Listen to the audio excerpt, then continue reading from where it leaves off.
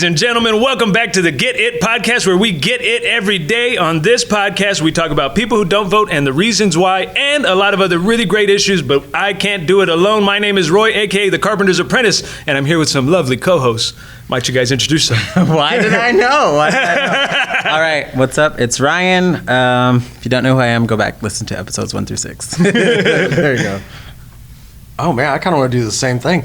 That sounds like an easy cop-out. Yeah, I'm Chad. Do that. Yeah, 1 through 6. We'll find out. Or 1 through 7, actually. Oh, 1 through 7. Yeah, seven's good. Yeah. Hey, before we get started, how do you guys think the podcast has been going so far? You guys both have had a chance to listen to some of the episodes. Mm-hmm. It's been pretty good. I'm enjoying it. I feel like there's a good amount of knowledge, and there's some humor in there.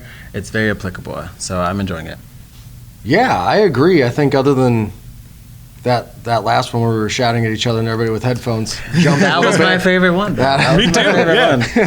I know. I just felt bad for everybody who had headphones on. So. Agreed. I did not. I think that's what they tune in for. They listen for the yelling. Okay, so for today's show, we're going to definitely talk more about voter myths. We're going to go over a lot of stuff. But first and foremost, since this show is dedicated to talking to people who don't vote and trying to get them engaged in the process, we've brought in a special guest to talk with us. Ladies and gentlemen, round of applause. Round of applause for who? For Alberto Gaitan, first-time voter. All right.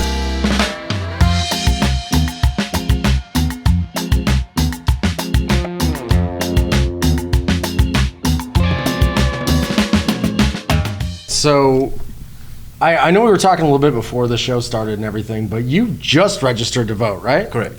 And you hadn't voted at any point before that? Well, when I was young, I did do with a student council. I think that's where it kind of got, you get involved in doing something different for school. And I guess that would be the closest thing that I ever got to voting.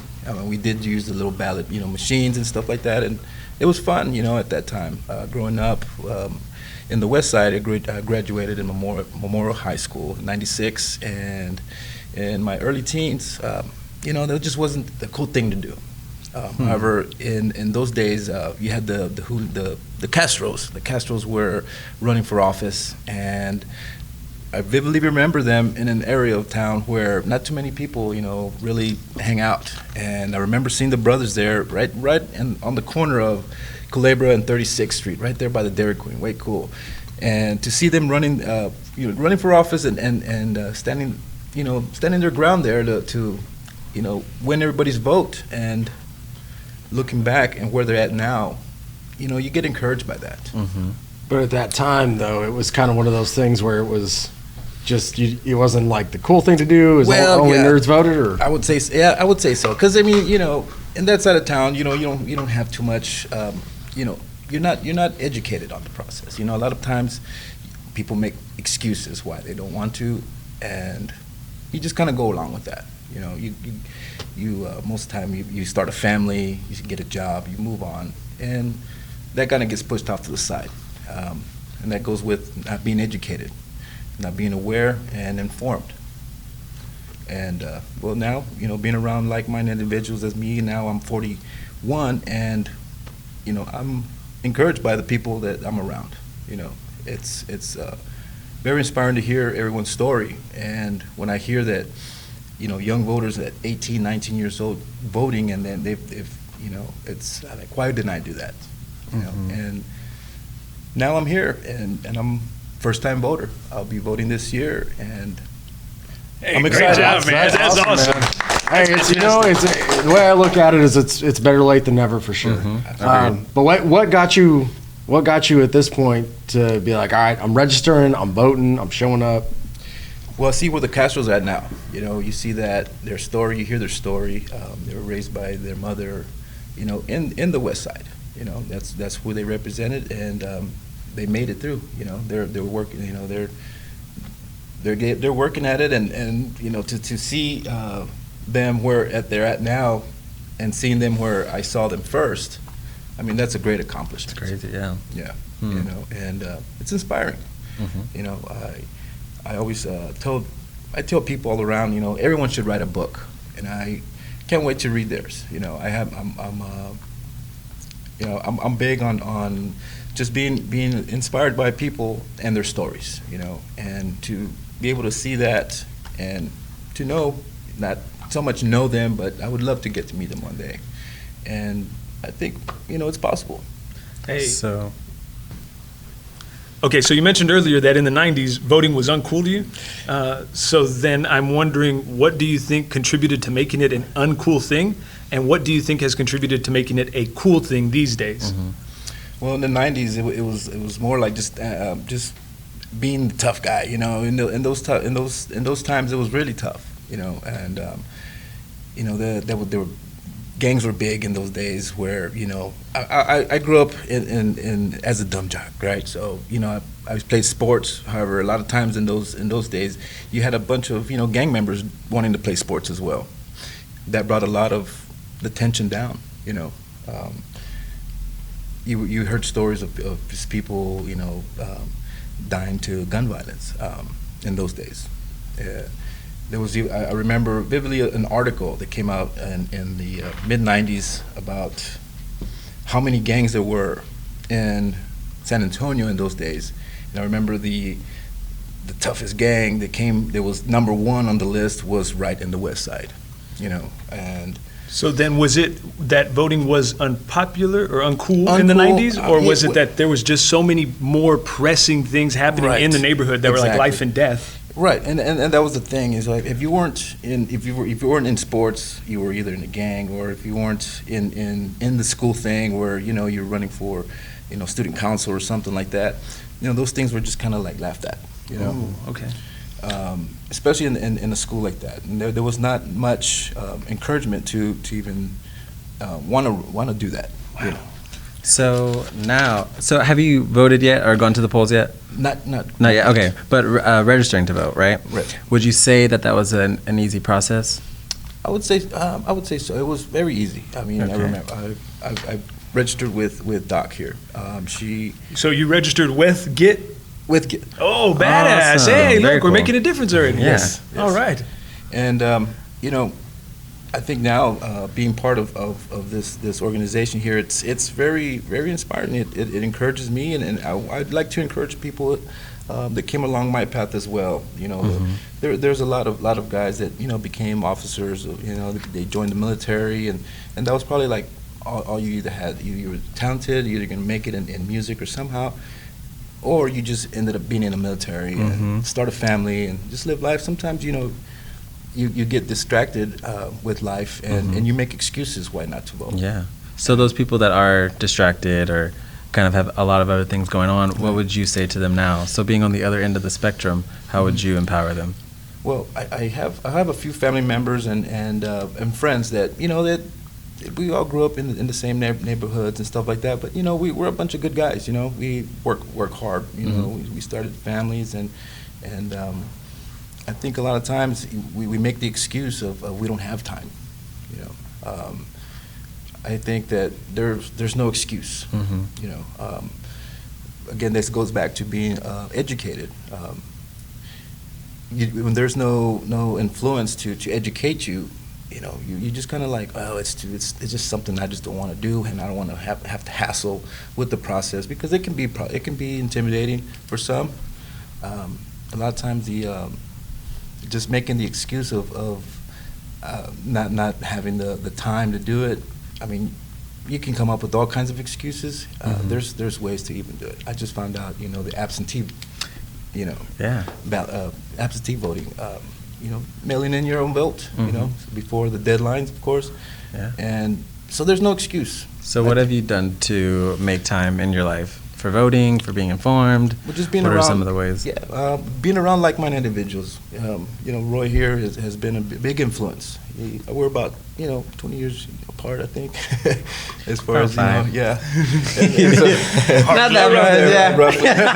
But it just to see younger adults, and I'm being encouraged by someone like 20 years younger than me. It says a lot, that I've been missing out. You're always told, oh well, your vote's not going to matter. It does. I think in numbers it does. Yeah. Yeah, I've been told that's how math works. I believe on previous. I'm like 2 or 3 minutes back here. Yeah, previous podcast. So I have a question. Just So you haven't voted yet, right? Not yet. And earlier you're talking about, people make excuses about the kind of time it's going to take and all that. If you had to just guess, how long do you think it'll take if you go to a polling place to vote? I think again, this being aware. A lot of times, just knowing who your elector, who you like to have elected, you have to educate yourself, and be aware and informed. And just having that in mind, makes it smoother, makes it easier, because you're not just voting, for the person. You're voting for their, their belief on they can make a difference. Yeah, I definitely agree with that. I'm a big nerd. I show up with like my little, because they don't let you pull your phone out, so I'll have like my vote notes written down, and I'll unfold them in the booth and go line by line. And Right. I do not doubt that. It is, I do not it doubt is that at all. 100% true. But I guess for me, what I'm wondering is like, if there's like this mentality that it's like the DMV, you know what I mean? Like you're going to show up to go vote, and you're just going to be there for like 5 hours waiting in line. It's going to be And then they're going to tell you that this is the wrong machine, or you Right. pushed a button wrong, and you got to go start over, or you got to go over to this late. I'm wondering if that's what people visualize. I believe so. I think people make the excuse of again just not making the time, but not putting the time and effort into being educated on the process. It can be intimidating for some, but I think that you get over that. It's a fun thing being around people that vote as well. It's not just about getting the little sticker and wearing it all day, right? Because that's cool too. To me that is was cool shit. Yeah. But you just being aware and educated with whoever you elect. being a part of something. Exactly. Yeah, agreed. Doing a voting pub crawl, Right. Yes, exactly. Yeah. making a day of it. So I know that you talked about the Castros a little bit earlier. Right. I just wanted to follow up on that Castro stuff, because to me it's kind of remarkable that you said that you saw them when they were starting on the corner of some bad neighborhood at a Dairy Queen, waving to people and whatnot. Right. Does seeing them now at the highest levels of politics, is that part of the reason why you were inspired to get involved? Absolutely. They're Latinos, and to see that possibly we could have a Latino in office, it's tremendous. Wow, that's pretty incredible, man. And I want to make very clear that the Get It podcast does not endorse any candidate. This is not an endorsement of anybody or an approval of them. It is just questions that are coming during the course of this interview. Okay, and I have just one more follow-up to that. Before you met the folks here at Get and you got registered to vote, did you think anybody even gave a shit whether you were involved in the process or not? I think now that I talk about it, they're starting to care. I'm sorry. Do you think anybody cared about you or your vote or you being involved prior to us coming to you? Yeah, you get into that mentality where you're being told, your vote's not going to matter. But again, when you're around in numbers, you get heard. Wow, man. So it just took one organization telling you that you could make a difference, and that's what empowered you to now be part of the process? Yeah. Correct. And we That's hope you're incredible. going and doing that for other people as well. Yeah, That's for real. that's our hope. Yes. And I plan to address my concerns and try to vote for the right the right people to make a difference for us. Yeah. That's all. So we always like to ask all of our guests, what's the reason that you're going to vote? So the next election comes around, why are you going to vote? Well, you see how much we're going through as a nation here, and we do need a change. We do having somebody that's going to stand up for those topics that a lot of people don't really want to talk about. Immigration rights and environmental policies and stuff like that, gun control. This is Texas. A lot of times those topics can ruffle some feathers, right? Especially gun control here. Growing up, Check out episode 7. Just a few. If you want an example, episode 7. and I think it's important that we all address our voice. Now we all might not have the same, background and the same views. But I think it's important that we stand firm behind our thoughts and our vote. I love that. Unless there's anything else you got to add, Go Castro 2020. That is once again, that is Burt. The Get It podcast does not endorse any particular candidate. I'm kidding. Cut that out. Make us use our tax Cut filing. that out. All right. Hey, Burt, congratulations, brother, man. That's fantastic. Tell us Great how job. Welcome to the fold, man. How can we stay in touch? How can we see more of Burt? Do you have social media, anything like that? You can find me on Alberto the Man on Instagram. The Man. Yeah. All right. Thank you it so easy, much. brother. Thank Thank you you very for much. being here. Okay, Thank you so cool. much. That was really good. Yeah. Unless there's anything. I realized I have no idea how to conclude an interview. I wasn't sure I was going to jump in. Yeah, like Roy was over there and like, okay. And I'm like, okay. He's like, And I was like, oh Do shit. you want to keep talking? I was like, I don't have any fucking idea how to finish an interview. I didn't know that about myself. I've interviewed a ton of people, but usually it just either ends with like, fuck you, or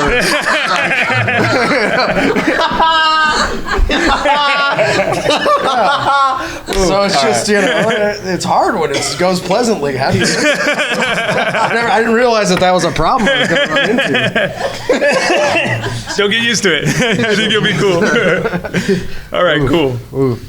Whew. All right, so let's get into the rest of this.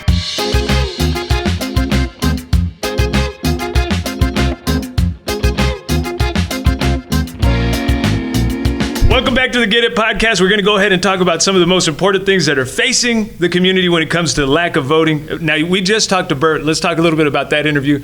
What did you guys think? What stood out to you guys? I think it's really cool to see how easily people are inspired. And it goes to show, like, kind of what you said, better late than never. So I feel like no matter who you are, what age you are, how long you've been kind of uninformed, it's never too late to get out there and start voting. You've always got time to make a difference. Yeah, I think the thing for me was the idea of it being this sort of, because like where I grew up, nobody was really voting in the way that I agreed with. I think there's a lot of political disagreements between my family and myself, but everybody was going and they were voting and they were active, and all of my friends were active. Like there wasn't this element of like, oh well, no, if you care about politics, you're a fucking nerd. You know what I mean? And so hearing that was kind of crystallizing to me to understand that, that there is some background where people, it's like, oh, well, it's not the cool thing to do. It's not something that, you're going to get involved in necessarily. And just kind of hearing that perspective, I think was definitely interesting to me. It's pretty cool to hear from your perspective too, that because this thing about it not being cool to vote, I can't remember a time. I think when I saw that vote or die shit in 2000 or whatnot. Go ahead. I feel like it's systemic if you look at it, right? Like we have a minority saying that in their community, especially like in those communities, it's kind of they're banking on you not to vote. It's systemic. Like they don't want you to vote because they already have what they need, if that makes sense. And then the communities that are producing the results that the people in office want to produce are the ones that are being empowered to vote. And so a lot of times it's just these communities are not spoken to, no one's coming to them, no one's giving them information, no one's reaching out to them. I read an article the other day where people in El Paso were saying the only time a political leader stops in El Paso is when they're driving through to New Mexico. Right? So it's like these communities where there are high numbers of minorities or low income or college students, nobody pays attention to them. And so it doesn't surprise me, but it goes to show that there is a bigger issue and there's something that we have to overcome. So when he said those couple of things about nobody that he really knew was voting, or that his family, it wasn't a voting family, I was like, wow, fuck. Can you even imagine? I mean, I didn't come up in a household like that. They were always voting, always voting. So it just happens like that. And then what broke my heart the most was that nobody was even trying to get Burt involved in the process. Right, exactly. He was not a voter, so the campaigns were not going to come to him. And then what outside group is going to, I hate to say waste money, but that's the way they see it. Exactly. When you talk to them, they think they're wasting money when they're talking to people who don't vote. But if we look at an example like Burt, that means every single person who right now is, let's say, asleep, for lack of a better term, or unregistered, that's even better. Yeah. So everybody out there who's unregistered could potentially be a huge advocate or activist for some type of issue, but we're not even talking to them. We've already given up on them. Yeah. Why do you guys think that is? Well, Yeah, go ahead, Chad. I can tell you exactly why that is. Well, the reason that they aren't going to reach out, you're not going to have these groups that are going to, like you said, they consider it a waste of money. And that's because from their perspective, it absolutely is a waste of money. Because they don't give a shit about our issues. We're not the people who are going to be having the same kind of issues that, like everybody else talks about, like the Koch brothers and all those guys. But the funding can be on a local level too, where you're looking at, somebody who's trying to get a tax cut doesn't really give a shit about not just Burt, but any of us at this table. Right. Because we're not getting them that. Exactly. Because we're concerned about our own needs. So it gets into this kind of myopic thing, and it comes down to like, well, who has the money and where do they want to put it? Right. And they're not going to put it in you and I's interest, and they sure as shit aren't going to encourage us to go vote, because we're not going to be like, well, there's this real estate tax cut coming up that's really important for the, I don't know what the hell I don't know anything about real estate. I don't know how I started down that road, but I thought we were going somewhere else. but you get what I'm saying, right? Like we're not going to be voting for their issues, and they know that, so they're like, well, fuck the little people, and I'm not going to go and try to get a bunch of them to come out and vote. What make my life harder? Hell no. Right. Yeah. Yeah. And I feel like, for one, it takes a significant amount of effort to encourage those people to vote, because on average, statistics show that it takes like 3 or 4 generations of voting in order to kind of get people into the idea and the thought of like, there's an election coming up, I need to go and vote, without having to reach out and remind them and always tell them and always have them super engaged on your part, if that makes sense. So I feel like it also takes so much effort for them to kind of go and empower and tell you, first of all, here's how you register. First of all, here's why you need to vote. And then once you start voting, vote for me. You know what I mean? It takes a lot for them. And I feel like they see that and they're like, whatever. It's better to just reach out to the people that are already voting to kind of change their minds, to vote for me or not, et cetera, et cetera. And that's usually how it goes. Well, yeah, I think there's a lot to that. I remember very vividly when I was in, I guess, the 2nd grade, my mom took me with her to go vote, and we went to my elementary school, which was right up the hill, and I was fucking positive that both Bill Clinton and George H.W. Bush were there at my school in the auditorium where my mom was going to vote. You know what I mean? I was sure of it. I was like, oh yeah, they come to the place, and then everybody like, yeah, I didn't really know what the process was, but I knew there was a process, and I was, from that early age taken to be, at least stand by my mom board while she voted. And I think that not having that is a big stepping stone that you're missing out on. Yeah. Agreed. Yeah. Well, and I really hope that people will try to campaigns. If there's any consultants or political folk out there that are doing stuff on campaigns, I really hope you'll start thinking about talking to people who just aren't involved in the process yet. I don't think it's that they don't want to be involved. It's that they don't fucking know how. Yeah. If nobody's talking to you about how to do something, how would you know? I will say I am very pleased with the amount of interest there has been from groups that typically don't vote before. We're kind of seeing this trend, at least in the bigger elections where people are actually going out to vote. I think the big step in that, though, is making sure that they're informed and figuring out how to better inform them. But speaking specifically about registering to vote, that shit is such a hassle. Yeah. Number one, did you know you have to take some kind of special classes before you can even help someone register to vote? I didn't know that. I was trying to help somebody, and somebody goes, whoa, that's illegal. And I was like, man, yeah. Wouldn't be the first thing today. But not only that, Damn, I was taking it back. Took a while. The Get It podcast does not endorse breaking the law in any way, shape, or form. Just check out his Instagram if you want to know what he's talking about. But one of the biggest things that I've seen when looking at voter myths is that a lot of people don't know how to vote, if that makes sense, especially young people. So one of the biggest things, the first step is registering to vote. A lot of people don't know how to register to vote. And once you look at it, you find it's like a fairly easy thing to do, to register to vote, if that makes sense. Oh yeah, registering is super easy. Yeah. If you just, and it would be made easier if, like Roy said, we'd get more people out there. Right. With the little table, come by, register to vote. And to the right communities. Go in HEB, get your tomatoes, come back out, vote. Yeah. Or register anyway. Exactly. It's not that hard. It's a very small little thing. But it is the access, and it's knowing how to do it. And it's knowing that it's easy. I mean, that could even that's a first step, because people, if you don't know how to do it, you don't know how easy it is. Exactly. Same with voting in general. If you don't know, if you haven't gone and done it, that's one of the reasons I was asking Burt the thing about, like, what do you picture? Because to me, I remember the first time I went to go vote, I was like, what a pain in the ass it's going to be. Honestly, I was living in Denver, and I thought, oh my gosh, I'm like, Wait, how old were you when you started voting? 18. Oh, okay. Yeah. Never mind. Yeah. Oh well, yeah, I was 18 in an election year, so it worked out in Same. 04. But yeah, so I didn't know what it was going to be like, and I was actually working for a fundraising committee at the time, and my boss was like, "You haven't voted yet today?" I was like, "No, I've been here. I've been here making phone calls, and I got a sandwich." She was like, "Get the fuck out and go vote!" All pissed off. I was like, "Shit, okay." I like and then that. she told me where to go, and I just went up the street, and I remember there was like, Man, she yelled at you oh like yeah, that? What's she her was- IG? I don't know if she has one. She was a hardcore biker lady. Yeah, she was sweet but terrifying, I think is a good way to describe her. But so she sent my ass to go vote, and I went and I sounds cool. voted, and she was awesome. Yeah.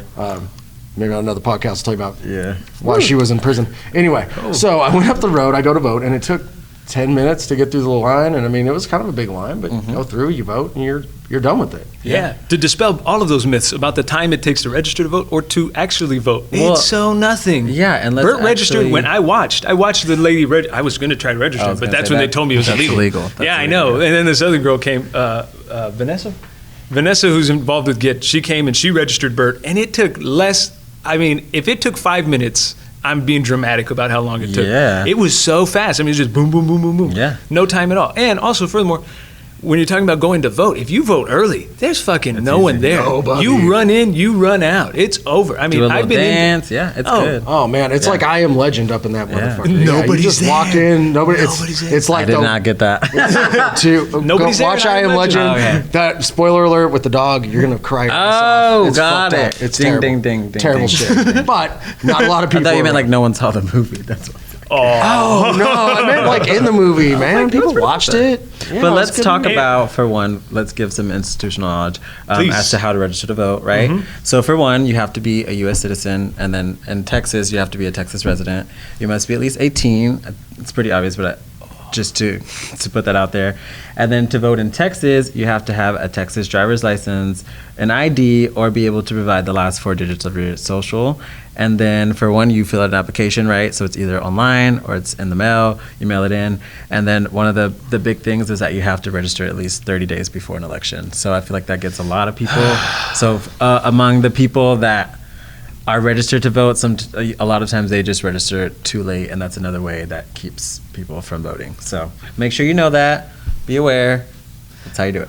Oh, hell yeah. That thing about being registered, it will get you. Yeah. Because you'll think you're registered. Even if you are registered, make sure you're active and up to date. On Bexar County elections, if you Google that, you'll be able to find Bexar County elections and see if you are an active voter or whatever municipality you're in where you're listening to this. Yeah. I like that you gave us all the stuff that you need to vote, because I think a lot of people don't know that. Actually, when they first changed up that law, I didn't even know you needed anything. You used to be able to Yep. go in there just raw dog and just vote up like that. But Yep. now you have to take in all this shit. And that's another episode for another day as to why. they changed that. I got some opinions. But another myth to strike down in relation to that is a lot of people feel like you have to be back home, like physically at home, to vote. Like I drove back home to Houston to vote in the presidential election, not knowing that you could do absentee voting. So that's a big thing as well. You don't physically have to be there at home.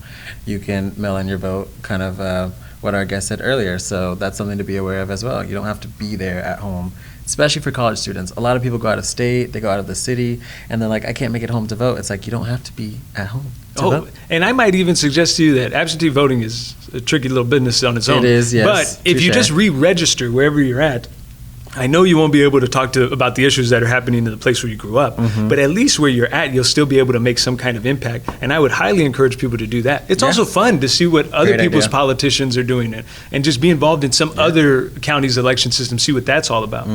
Agreed. Very good. I've got no closing thoughts except get involved. Politics is for everybody. Democracy only works when we all work at it. So don't be a dick. that. Get ready. Come on. All right. Okay. No So- thought except proceed to make a thought. But all right. Hey, that's usually how it starts. I got Yeah. nothing in there, and then something pops up. But- You know, it's crazy. All right, gentlemen, thank you very much. I want to say thank you to you folks, ladies and gentlemen, for listening. We will talk to you next time.